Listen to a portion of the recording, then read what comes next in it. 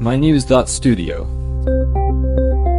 Imagine a single image so detailed, you'd need 400 ultra-high-definition TVs just to display it. That's the scale we're talking about. What does that do to how we see the universe? Today is July 14th, 2025. After 20 years of work, the Vera Rubin Observatory has finally released its first images. There's been a lot of excitement. Why has everyone been waiting for this? It's the scale and the ambition driving that anticipation. The Rubin Observatory sits on Cerro Pachón in Chile and took over 2 decades of collaboration from scientists all over the world. When it debuted, more than 300 places, from universities to science centers, held watch parties at the same time. That's a global audience, all for the unveiling of a telescope. At those watch parties, what did people actually see? Was it just excitement, or did the images live up to it? The images really did deliver. The first batch, just over 10 hours of test observations, showed millions of galaxies and stars, and thousands of asteroids. Out of nearly 4,000 asteroids, more than 2,100 had never been cataloged before. Some were near Earth, others way out past Neptune. That's a lot for just 10 hours. But how are these images different from what we've seen from Hubble or other big telescopes? It comes down to detail and coverage. Rubin uses an 8.4-meter mirror and a 3,200 megapixel camera, the largest digital camera ever built, about the size of a small car.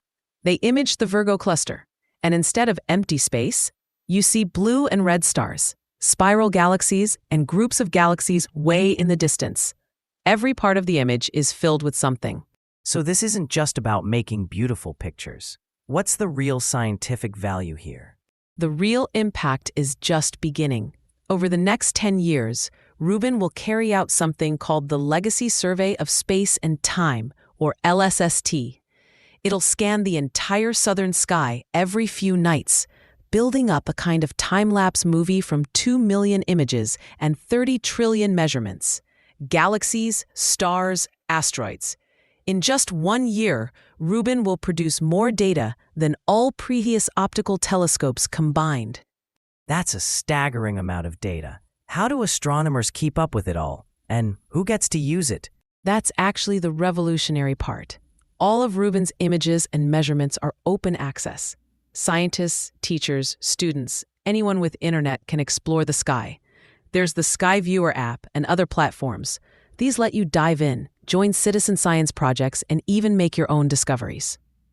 So that means a student in a remote area could help discover a new asteroid or even a supernova. Yes, that's exactly it. By making the data open, Rubin breaks down old barriers. Amateur astronomers, students, researchers from anywhere can get involved. There are dedicated citizen science platforms where people help find asteroids, track supernovae, or sort galaxy shapes. It's a new level of inclusion. What kinds of big science questions is Rubin aiming to answer? Are we talking about dark matter, dark energy, or maybe something even more fundamental? All of those are on the table. Rubin's data will help map billions of galaxies and their shapes, which lets scientists figure out the structure of the invisible universe, dark matter, dark energy. They'll track how fast the universe is expanding, catch cosmic events as they happen, and study how the Milky Way formed. The huge scale means we can see changes in real time across much of the sky. Is this kind of international openness new for astronomy, or is Rubin taking it further than before? Rubin is pushing openness further than any major observatory before it. Earlier surveys shared data, but not with the speed, scale, or ease of access. The global teamwork, the commitment to open data, and the real-time involvement of the public, all of that is much bigger now. So, the next breakthrough, or the next big astronomer, could come from anywhere. That's what everyone is hoping for. By lowering the barriers and giving everyone access, Rubin could inspire new astronomers and citizen scientists. The next discovery might happen in a classroom, or by someone scrolling through data at home. It's a big shift, not just for astronomy, but for how science is shared and who gets to be part of it. Exactly. Rubin's first images mark a turning point, not just in technology, but in openness and who can participate. It could reshape how we understand the universe and our place within it. That's our look at the Rubin Observatory and its first images. 400 ultra-high-def TVs couldn't show it all. But now the data is open to everyone. From tracking new asteroids to exploring dark energy, we've covered how Rubin is changing both science and access. Thanks for listening. This episode was brought to you by My News Studio. Try it for free.